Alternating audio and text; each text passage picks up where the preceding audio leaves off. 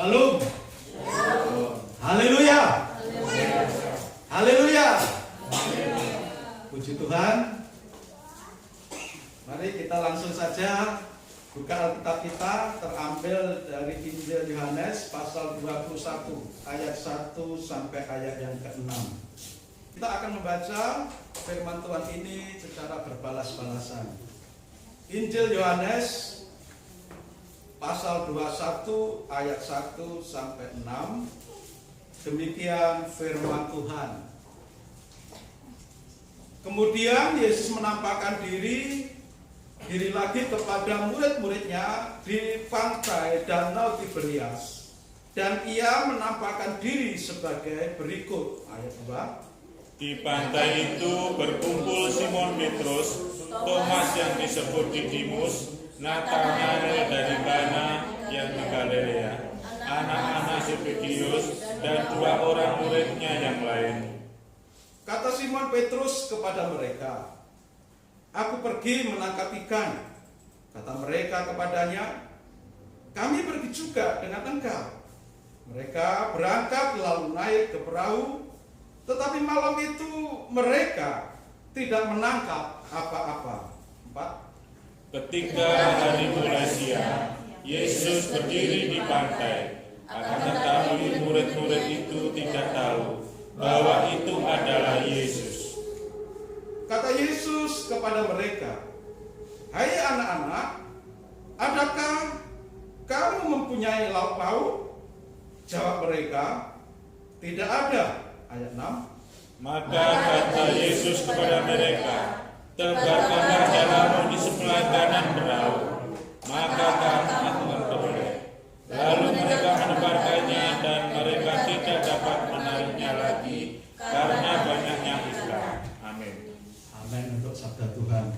Sidang jemaat yang dikasihi Tuhan Yesus Kristus, pada pagi ini kita akan bersama-sama mendengarkan sabda Tuhan dengan judul Beriman dan Bekerja.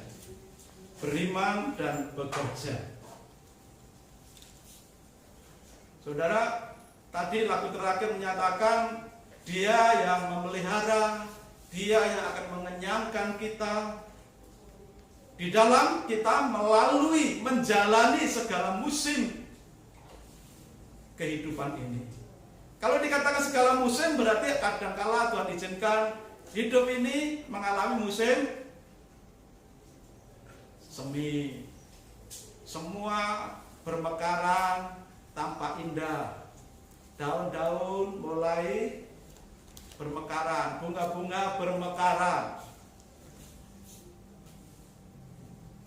Tidak selang lama setelah musim semi, datanglah musim panas.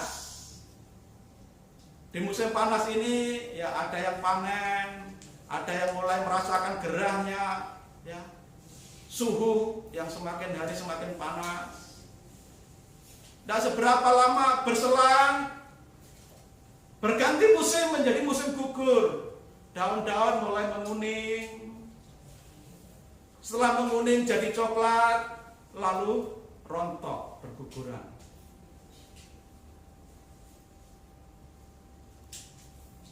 Setelah musim gugur, muncul juga musim dingin, salju turun. Itu kalau di negara sana. Tapi kalau di negeri kita ini hanya musim hujan dan musim kemarau.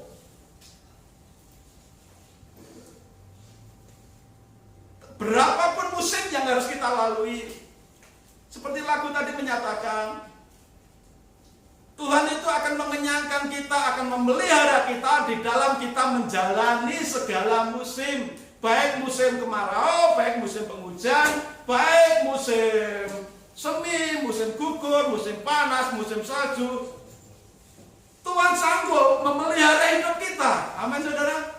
Tapi bagaimana cara Tuhan memelihara kita? Bagaimana cara Tuhan memberkati hidup kita? Untuk memelihara, untuk mengenyangkan kita.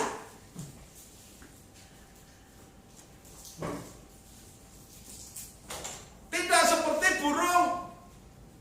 Ketika anaknya masih kecil-kecil, induknya akan membawa makanan lalu ditaruh di mulutnya.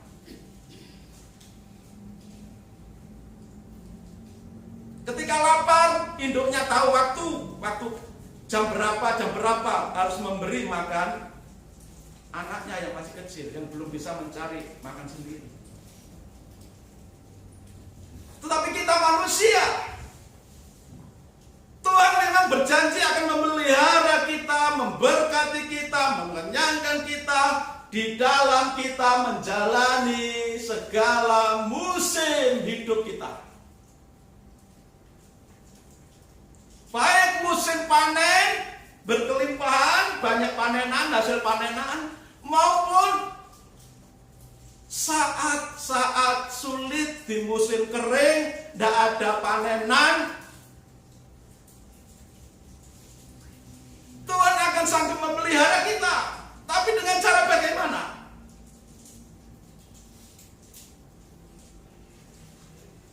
Tuhan tidak akan langsung menurunkan roti dari surga seperti bangsa Israel ketika di padang gurun. Ketika kita butuh daging, Tuhan tidak akan mengirimkan burung puyuh seperti Tuhan mengirimkan burung puyuh di padang pasir kepada bangsa Israel.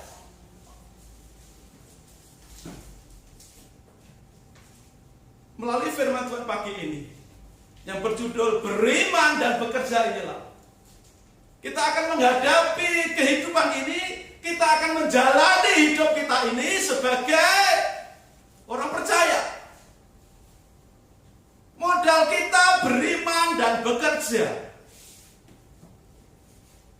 Tetapi ketika ada orang yang rajin beribadah dan mengaku sebagai orang beriman, ada yang secara sinis menyatakan makan tuh iman, kita itu perlu uang, kita itu perlu nasi, makan tuh iman. Ada yang seperti itu. Tapi di sisi lain ada orang yang getol dalam bekerja, semangat dalam bekerja, sampai lupa waktu. Pokoknya hidup itu kerja, tidak sadar dan diperbudak oleh pekerjaannya sendiri.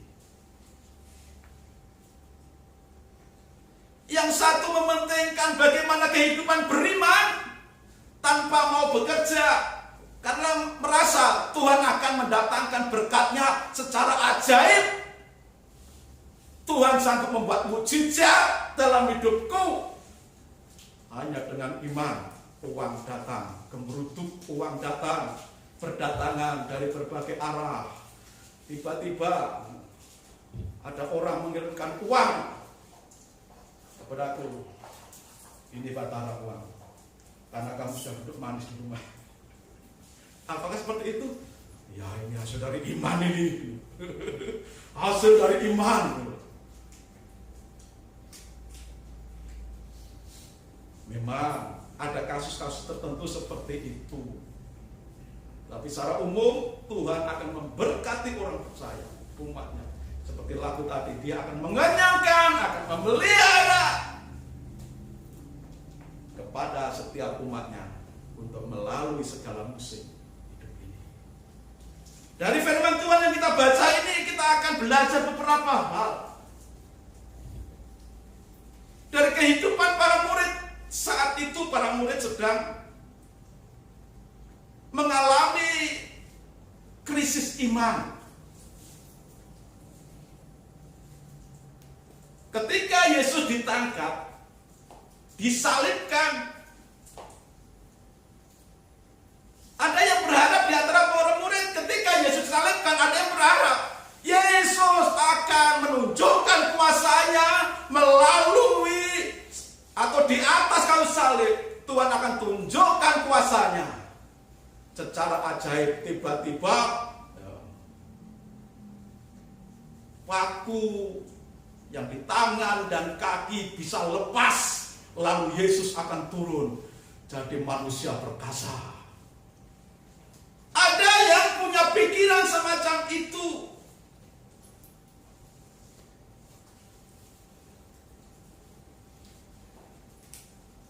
Tetapi hal itu tidak terjadi dan tidak dilakukan oleh Tuhan. Yesus harus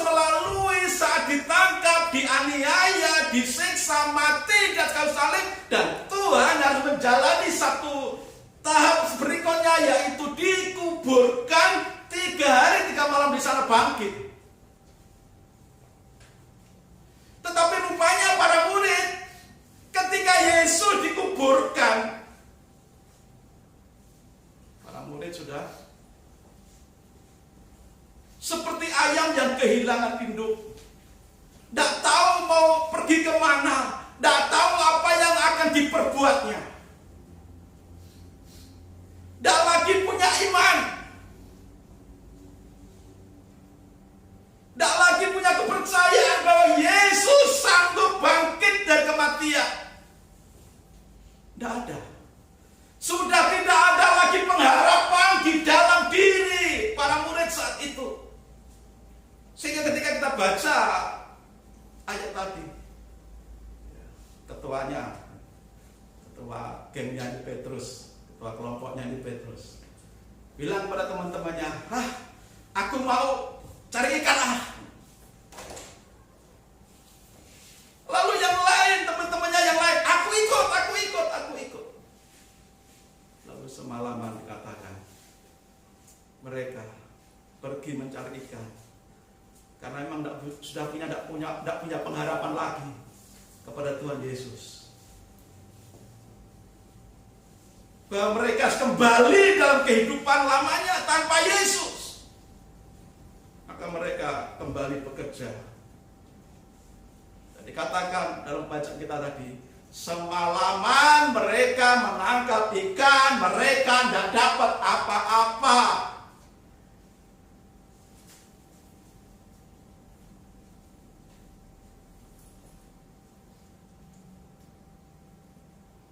Para murid sedang mengalami krisis iman, bahkan sudah tidak punya pengharapan lagi di dalam Yesus. Dalam situasi yang seperti itu, dia bekerja untuk menyambung hidup, mencari penghasilan. Sebagai nelayan yang punya pengalaman yang luar biasa, Petrus dan teman-teman ternyata semalaman tidak bisa menangkap ikan. Sudah bekerja luar biasa, mengeluarkan energi, mengeluarkan segala pengalamannya untuk bisa menangkap ikan. Dan memang para murid tadi ditanya oleh Tuhan Yesus, "Hai anak-anak, ada kalau bau?" Mereka semua menjawab, "Tidak ada." Karena semalaman mereka menangkap ikan, tidak ada hasil sama sekali.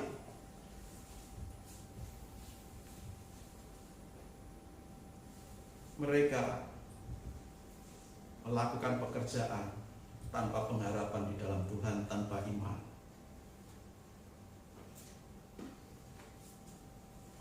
Dan hasilnya kosong semalaman. Tetapi setelah mereka menjawab, "Tidak ada loh pauk." Lalu Yesus bersabda di ayat selanjutnya, "Tebarkan jalamu di sebelah kanan." Mereka mendengar suara itu untuk menebarkan jalannya, dan mereka taat. Apa yang terjadi ketika mereka mentaati apa yang difirmankan Yesus? Ketika mereka tebarkan sebelah kanan, dan ketika jala itu ditarik, tidak perlu 2 kali, 3 kali, 4 kali menebar. Cukup sekali ditebarkan di sebelah kanan seperti yang dikatakan Yesus. Ketika mereka tarik, jala itu berat. Jala itu penuh dengan ikan. Ikan yang banyak di jala, tertangkap di jala mereka.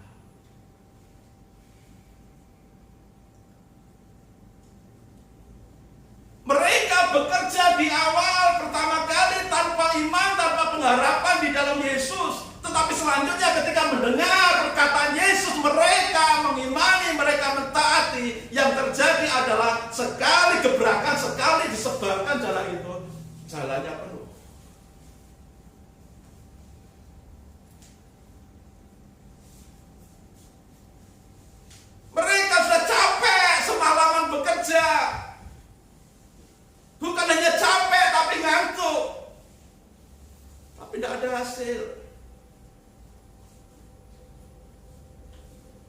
Tidak ada hasil. Ketika mereka mendengar suara Tuhan Yesus, lalu mentaatinya, mempercayainya, tanpa mereka mentaati apa yang dikatakan Yesus,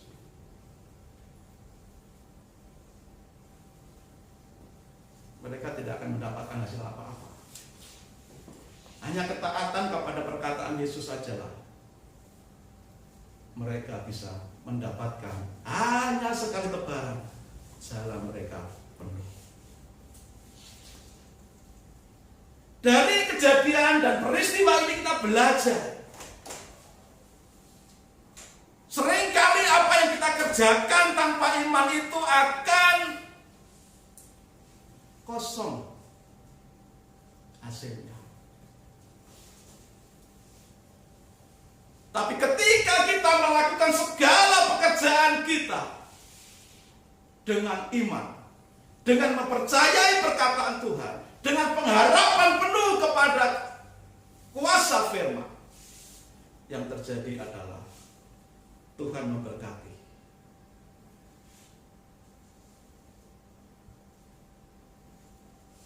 Sehingga pekerjaan kita akan menghasilkan.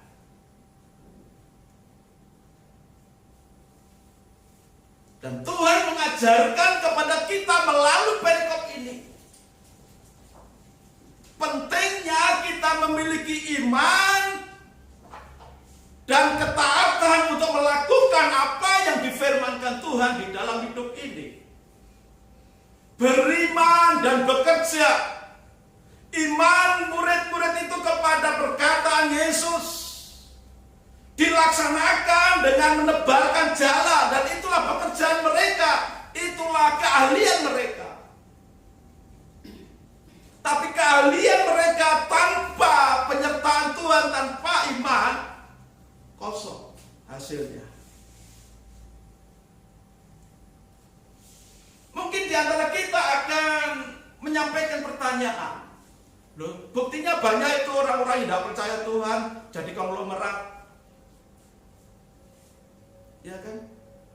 Banyak mereka yang tidak seiman dengan kita, banyak mereka yang tidak percaya adanya Tuhan juga kaya raya. Tapi Tuhan katakan,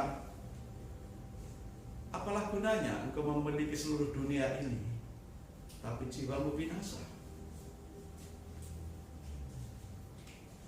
Kita buka ayatnya.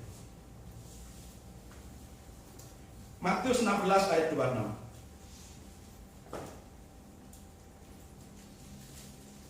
Matius 16 ayat 26. Apa gunanya seorang memperoleh seluruh dunia tetapi kehilangan nyawanya? Dan apakah yang dapat diberikannya sebagai ganti nyawanya?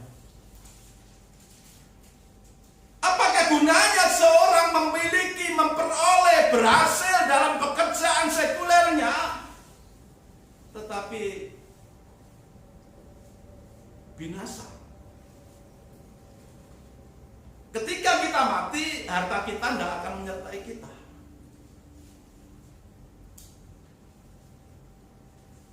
Apa gunanya seluruh dunia ini kita miliki tapi jiwa kita binasa? Dan Tuhan menghendaki setiap kita beriman, dan melalui iman inilah kita bekerja sesuai pimpinan Tuhan. Dan melalui pekerjaan kita yang kita kerjakan inilah Tuhan akan memberkati kita, Tuhan akan memelihara kita, Tuhan akan mengenyangkan kita seperti janjinya. Loh, bangsa Israel tidak bekerja, tapi Tuhan berkati dengan burung puyul. Tidak bekerja itu bangsa Israel, tapi Tuhan berkati dengan makanan roti dari surga.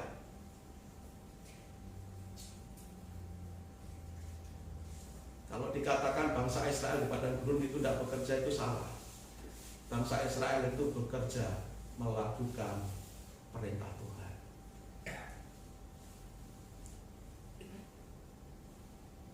Tuhan mengeluarkan bangsa Israel dari tanah perbudakan Mesir,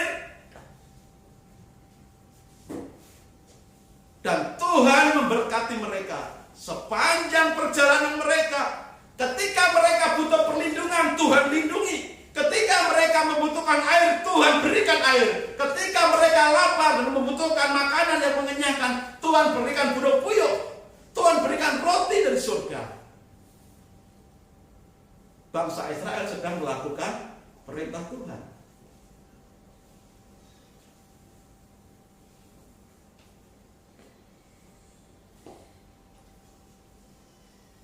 Orang beriman. Kalau minggu lalu kita belajar tentang iman yang besar. Iman yang besar. Iman itu tidak pasif. Kadang-kadang kita salah berpikir, salah berpendapat. Wis pokoknya beriman saja. Beriman dalam pengertian wis pokoknya nyerah dengan keadaan, percaya sajalah, tidak berbuat apa-apa, Tuhan sanggup memberkati.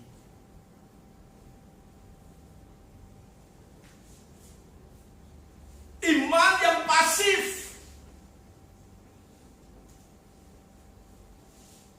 Iman yang pasif, iman yang tidak mau berbuat apa-apa.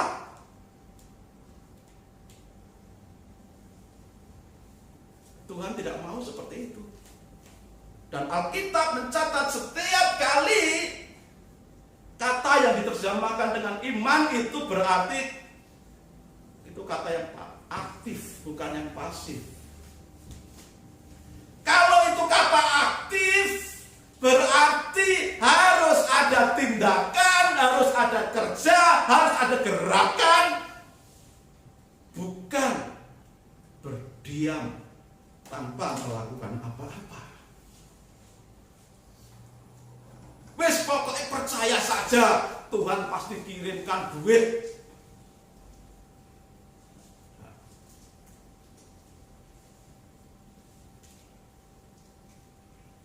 Bangsa Israel bekerja melakukan perintah Tuhan, berjalan di padang gurun, maka Tuhan berkati. Nah itu banyak kesaksian pendeta-pendeta cuma doa puasa saja Tuhan berkati. Iya, itu kan pendeta, hamba Tuhan, nabi, pekerjaannya itu, pekerjaan utamanya. Kalau pendeta, nabi, hamba Tuhan tidak banyak berdiam diri dalam doa, dan bagaimana akan diberkati Tuhan? Karena pekerjaan pendeta, pekerjaan hamba Tuhan kan begitu, saudara. Mendoakan, berdiam diri di hadapan Tuhan, mencari kehendak Tuhan, belajar kebenaran firman Tuhan untuk disampaikan kepada umatnya. Itu pekerjaannya, sesuai bidangnya masing-masing.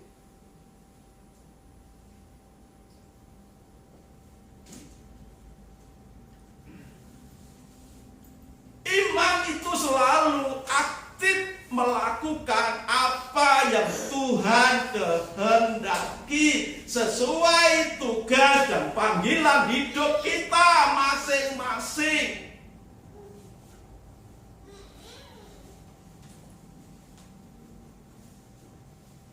Jadi bagi pendeta, bagi hamba Tuhan, bagi seorang nabi yang namanya berdoa, berdiam diri, itu adalah pekerjaannya. Berbeda dengan umat Tuhan secara umum yang pekerjaannya jualan di pasar. Dengan iman aja.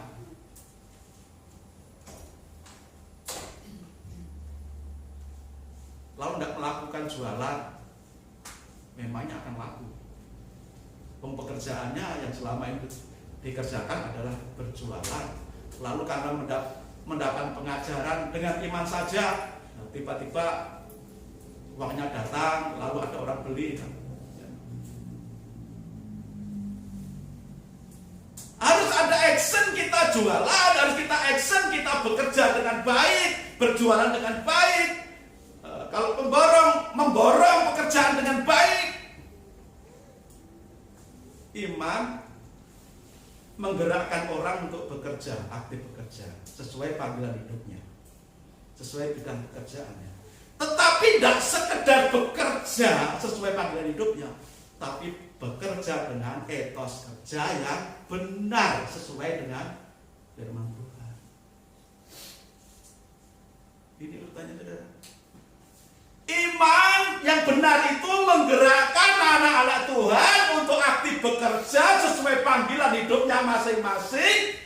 Tetapi tidak sekedar bekerja, tapi orang yang beriman itu bekerja dengan etos kerja yang benar, cara kerja yang benar. Coba kalau jualan di pasar, ini yang sering jadi contoh Pak Paidi terus. Coba kalau jualan ke pasar itu ya, umumnya itu kalau misalkan ditimbang gitu, jualan sayur ditimbang, umumnya itu pas orang beli untuk pertama buka beli banyak, oh ini Pak Paidi pas ditimbangannya, pas, kadang sudah pas ditambahin lagi, tambahin 2, tambahin 3, tapi dengan kalimat, dengan suara, terus orang sudah lain loh ya penerimaannya, sudah sawadan, sudah senang sekali. Cuma ditambahin 2, tambah kalimat atau kata-kata, orang sudah senang. Tapi lama mungkin ya ditambahkan lagi, sudah dientrit 1, entrit 2, entrit 3. Orang tahu nggak kira-kira, saudara? Tahu. Lama-lama, sekarang nggak ada lagi dah belanja ke Pak PB, enggak lah. Itu namanya cara kerja. Sudah benar orang beriman bekerja, tapi bekerja dengan benar. Nah ini yang mesti saya dengar kesaksian dari Pak Paidi selalu menyampaikan kesaksian pekerjaan dengan benar. Ketika ada orang pesan, oh ternyata tidak jadi diambil, oh penuh kesabaran Pak Paidi menanggapinya. Oh. Jadi orang beriman itu digerakkan Tuhan bekerja sesuai panggilan hidupnya masing-masing yang ditugaskan oleh Tuhan, tetapi dalam bekerja itu dijalankan dengan benar, dengan takut akan Tuhan.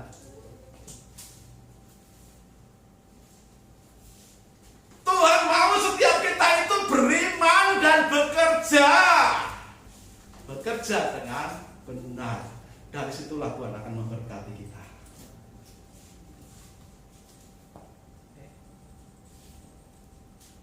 Kalau kita tidak bekerja dengan benar, sama artinya kita nutup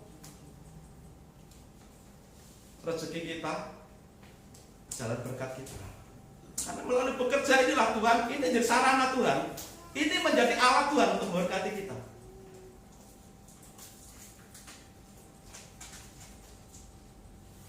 Maka ketika kita bekerja atau melakukan suatu pekerjaan, lakukanlah dengan benar.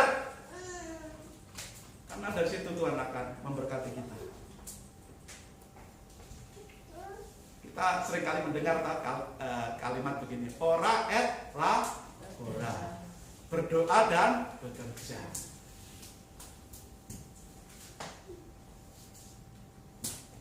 Kita beriman, kita bekerja dengan benar sesuai dengan firman Tuhan. Bekerja dengan benar itu jujur. Tidak korupsi waktu, tidak korupsi timbangan, tidak korupsi uang. Maka yakinlah akan selalu ya, berkat itu mengalir dalam hidup kita.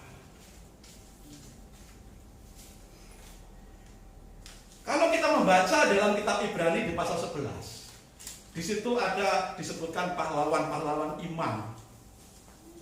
Sudah, ayo kita buka aja. Ibrani 11 tentang pahlawan-pahlawan iman.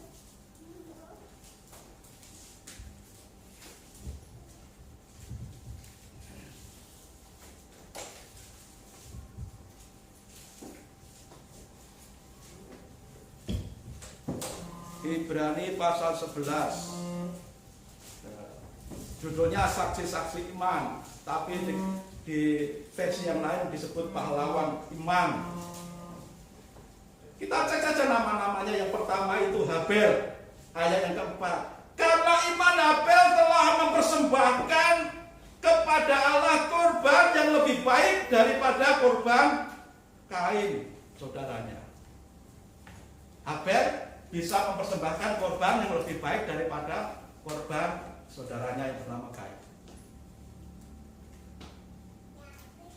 Bagaimana Habel bisa memberikan yang terbaik, lebih baik daripada persembahan Kain? Habel ini seorang peternak. Dia berhasil dalam beternak sehingga hasilnya melimpah. Ternaknya sehat-sehat, ternaknya bagus-bagus, cocok untuk dipersembahkan kepada Tuhan. Bagaimana Habel bisa memberikan korban yang bagus kepada Tuhan? Karena dalam bekerja sebagai peternak dia melakukan dengan baik.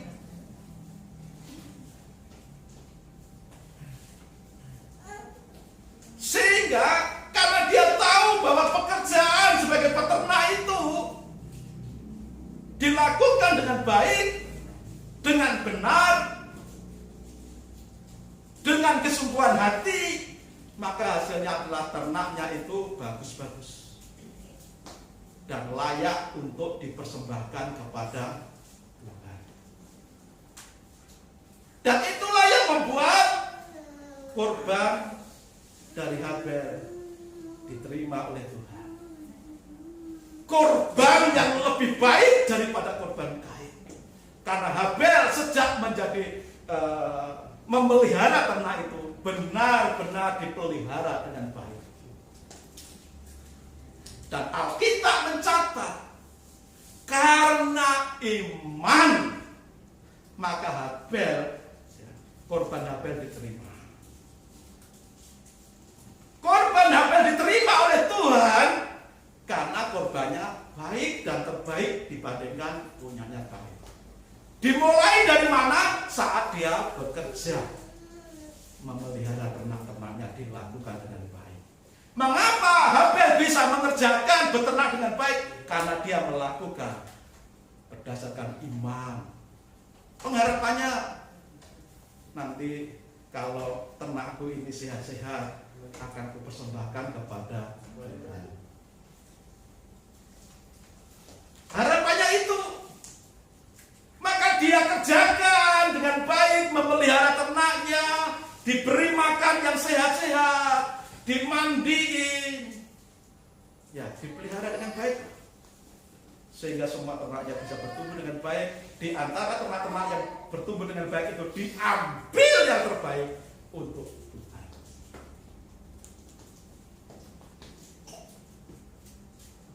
Itu Habel. Abraham juga begitu, saudara. Habel beriman dan bekerja dengan baik. Abraham juga beriman dan bekerja dengan baik. Abraham dikenal sebagai bapak orang beriman. Ketika Abraham dipanggil dari sana keluarganya di daerah Ur Kasdim, lalu diperintahkan Tuhan pergi ke satu daerah yang belum ditunjukkan oleh Tuhan apa namanya. Abraham taat karena percaya, beriman bahwa Tuhan yang memanggil, Tuhan yang menyertai sampai di tempat tujuan akan dikubur. Nah, kita perhatikan ketika kita membaca kitab Kejadian, bagaimana Abraham dituntun, dipimpin oleh Tuhan sejak keluar dari kampung halamannya Ur Kasdim, dari satu tempat ke tempat lain. Hidupnya itu selalu berhasil. Hidupnya selalu berhasil.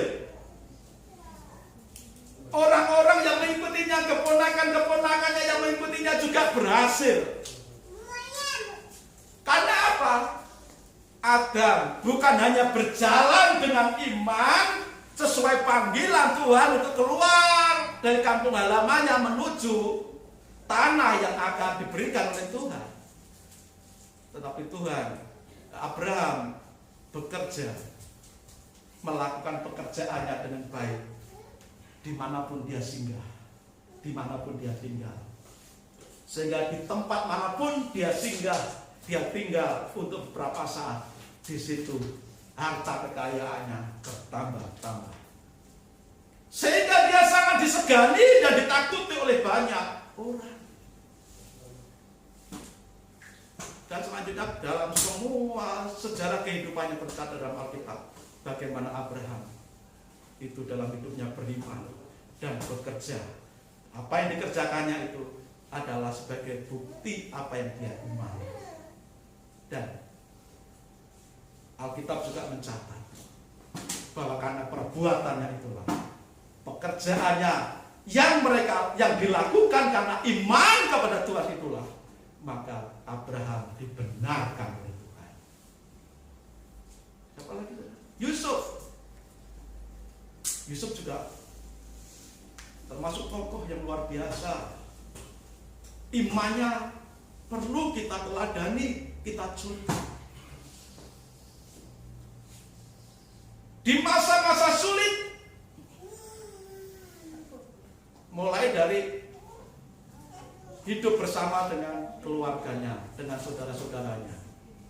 Dalam masa-masa yang enak karena dia sangat disayang oleh kedua orang tuanya, Yusuf tetap percaya dan beriman kepada Tuhan. Bahkan ketika sanak saudaranya iri, lalu dia dimasukkan ke sumur dan dijual ke orang-orang Ismail. Sampai di rumah Potifar, Yusuf tetap menjadi pribadi yang beriman.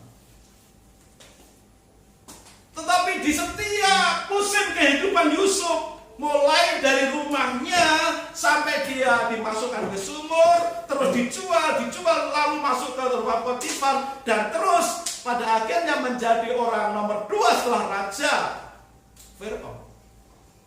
Kita lihat, karirnya selalu menanjak. Walaupun selalu mengalami masa-masa sulit, tapi justru di masa-masa sulit itu Yusuf selalu karirnya menanjak. Memang ada kadang terjatuh, luar biasa jatuhnya. Tetapi pada akhirnya Tuhan mengangkat tinggi karir Yusuf. Kenapa? Karena dia beriman, bekerja sesuai panggilan hidupnya, secara profesional. Ketika di rumah Potifar digoda sama istri Potifar, dia tidak tergoda. Walaupun dia menjadi orang yang sangat dipercaya untuk mengelola keuangan keluarga Potifar, dia tidak korupsi. Dia mengatur seluruh rumah tangga Potifar dengan baik, manajer yang baik. Walaupun dia difitnah, telah melakukan perbuatan yang tidak senonoh, dia tidak membalas kejahatan dengan kejahatan. Dia rela difitnah dan dimasukkan ke dalam penjara. Tapi di dalam penjara itu pun Tuhan pakai dia luar biasa. Dia tetap menjadi pribadi yang beriman dan tetap melakukan pekerjaan Tuhan dalam hidupnya. Terus sampai dia diangkat menjadi orang kedua di kerajaan Mesir. Segala musim hidup, masa senang, masa susah dilewati oleh Yusuf. Tapi dia tetap beriman, tetap bekerja secara profesional, karena dia takut akan Tuhan. Dan Tuhan akan terus mengangkat dia tinggi.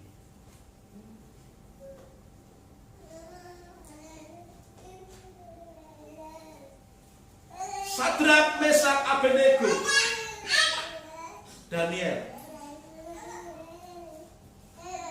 anak-anak muda yang ditawan di Babel. Tapi di negeri di mana dia dibuang, mereka dibuang.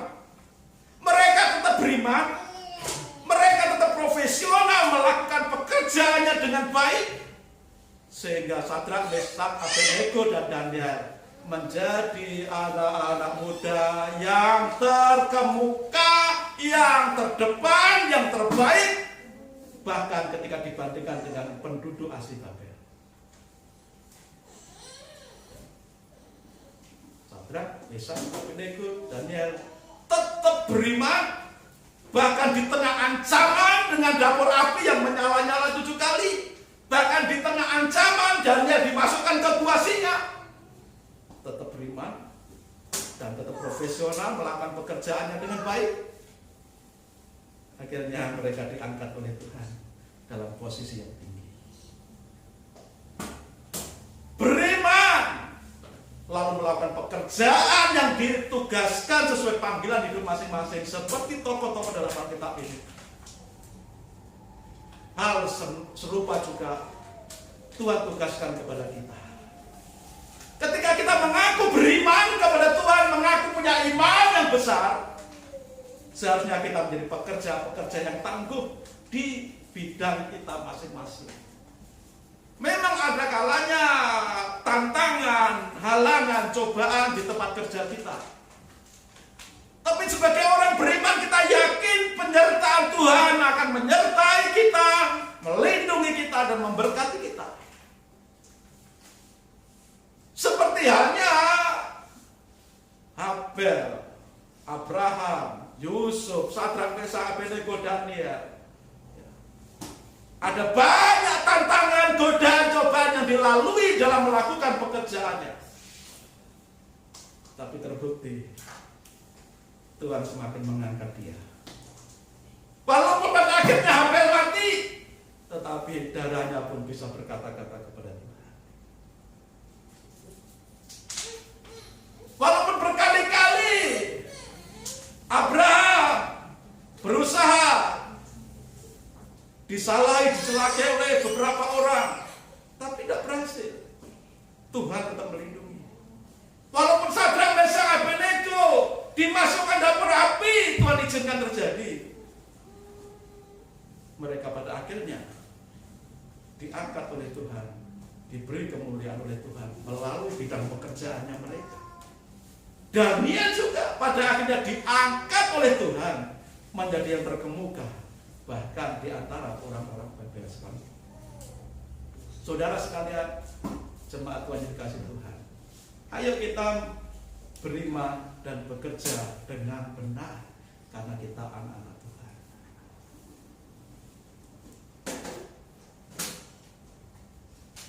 Ketika kita membaca dalam kisah perumpamaan Tuhan Yesus tentang talenta, ada perumpamaan tentang talenta.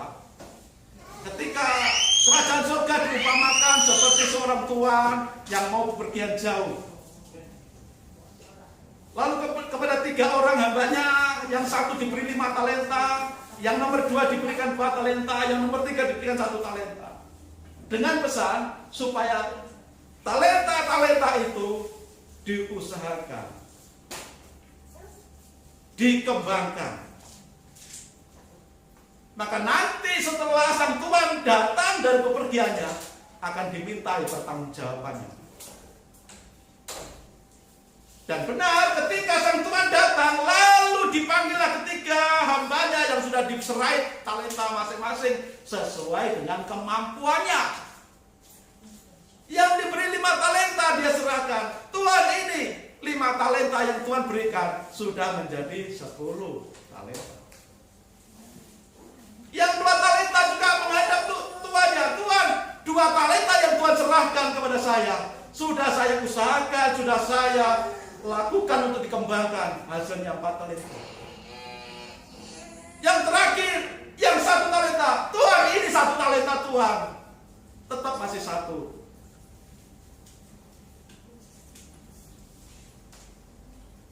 Di manakah dari 3 orang ini yang merupakan hamba yang baik dan setia, yang diberi 5 talenta dan diberi 2 talenta? Sementara yang diberi 1 talenta, walaupun cuma 1, tapi tidak dikembangkan. Setiap kita diberi talenta, diberi tugas, panggilan hidup, pekerjaan masing-masing.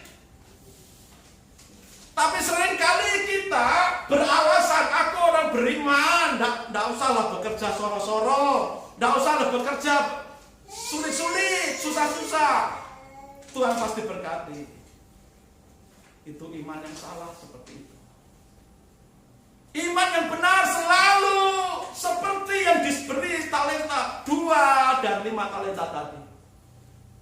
Apapun tugas panggilan yang Tuhan percayakan kepada kita untuk hidup sehari-hari, lakukanlah, kembangkanlah semua potensi, semua kemampuan yang ada dalam diri kita sebagai umat Tuhan.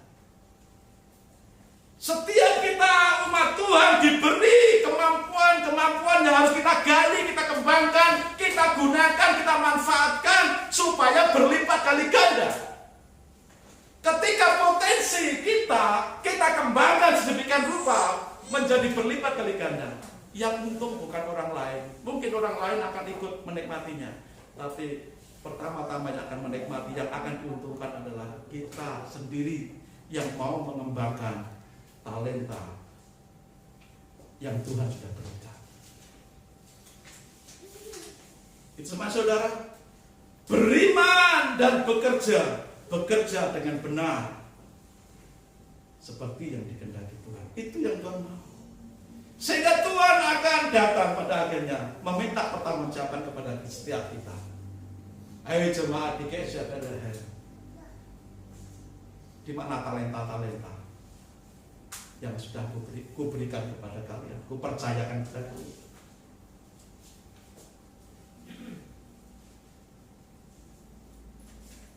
Kalau kita mengembangkan, menggali potensi diri kita, lalu kita kembangkan, kita manfaatkan, Tuhan akan senang dan akan berkata, hai engkau hambaku yang baik dan setia, mari turutlah dalam kebahagiaan Tuhanmu.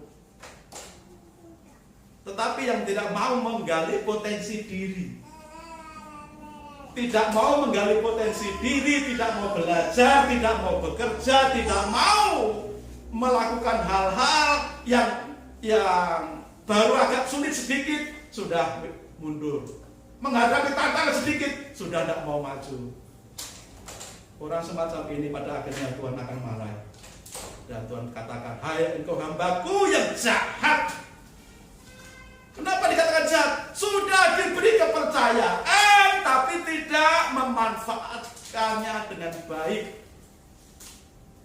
Maka sebagai umat Tuhan di GSI Bethlehem, mari beriman dan bekerja dengan benar sesuai dengan panggilan hidup kita masing-masing, karena dari situlah Tuhan akan memberkati kita. Amin. Apapun pekerjaanmu hari ini, lakukanlah dengan benar, dengan iman. Dari situ Tuhan akan memberkati kehidupan. Walaupun musim selalu datang silih berganti, tapi selama kita setia melakukan pekerjaan kita dengan baik dan benar, kita akan mengalami pemeliharaan yang dari Tuhan. Saudara, apapun situasi hidup ini akan kita bisa hadapi dengan beriman dan bekerja. Beriman dan bekerja sesuai panggilan hidup masing-masing. Paulus pun dia beriman dan bekerja. Tapi apa yang dilakukan Paulus sesuai dengan panggilannya. Petrus tidak bisa seperti Paulus. Yohanes tidak bisa seperti Paulus. Tapi apa yang dilakukan Paulus itu adalah sesuai dengan panggilan hidupnya, melayani Tuhan dan bekerja. Saudara, di dalam kitab 1 Tesalonika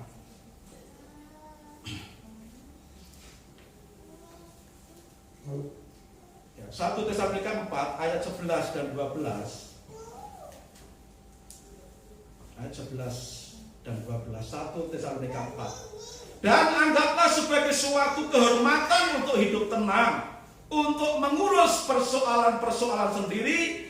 Perhatikan, garis bawah ini, dan bekerja dengan tangan seperti yang telah kami pesankan kepadamu. Bekerja dengan tangan seperti yang telah kami pesankan kepadamu, sehingga kamu hidup sebagai orang-orang sopan di mata orang luar dan tidak bergantung kepada mereka. Kenapa Tuhan mengajarkan kepada setiap umatnya untuk beriman dan bekerja dengan benar? Supaya kita bisa menjadi berkat bagi orang lain. Itu maksudnya. Supaya kita bisa jadi berkat dan tidak bergantung kepada orang, tapi bergantung kepada Tuhan. Melalui pekerjaan kita ini, kita akan jadi kesaksian, menjadi berkat bagi orang lain. Melalui kita bekerja, kita mencukupi kebutuhan hidup kita sendiri. Melalui kita bekerja, Tuhan punya saluran untuk memberkati kita. Tuhan memberkati kita itu melalui pekerjaan kita masing-masing. Memang ada kalanya Tuhan izinkan terjadi di peristiwa-peristiwa tertentu, kasus-kasus tertentu ya, di luar ya pemikiran kita. Hanya cuma di batin saja, tiba-tiba ada orang mengantarkan makanan. Hanya misalkan dipikirkan saja, tiba-tiba orang membawa sesuatu seperti apa yang kita pikirkan. Iya, itu dalam kasus-kasus tertentu. Tetapi Tuhan memberkati kita secara umum melalui pekerjaan kita, melalui aktivitas kita yang kita kerjakan sesuai panggilan kita masing-masing. Beriman, orang beriman pasti aktif bekerja dengan benar. Orang beriman walaupun bekerja,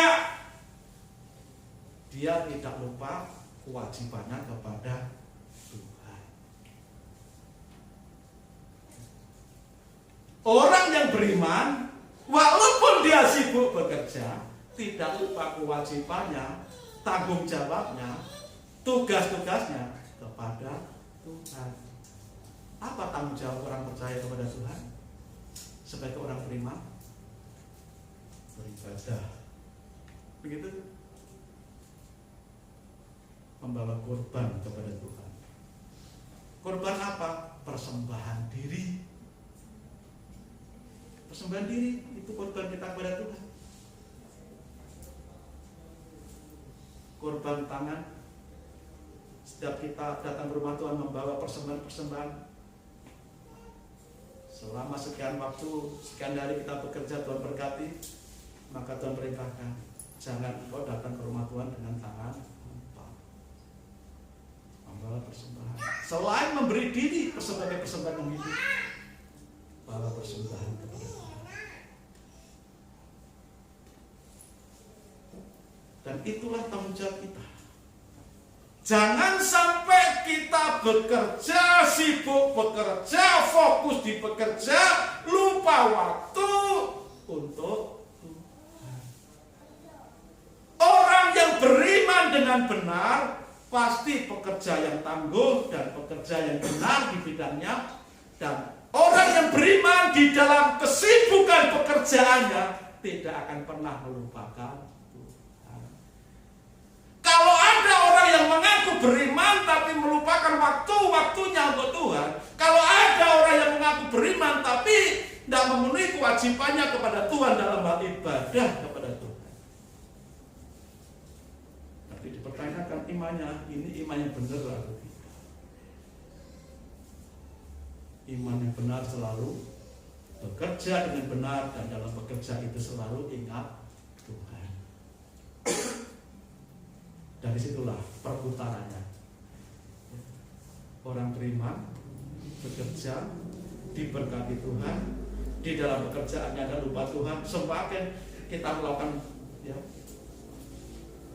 tanggung jawab kita kepada Tuhan dalam hal ibadah, Tuhan akan semakin, oh kamu setia dalam perkara kecil. Kan kelihatannya kecil, menyisihkan waktu 1 minggu cuma 2 jam di gereja. 1 minggu loh saudara.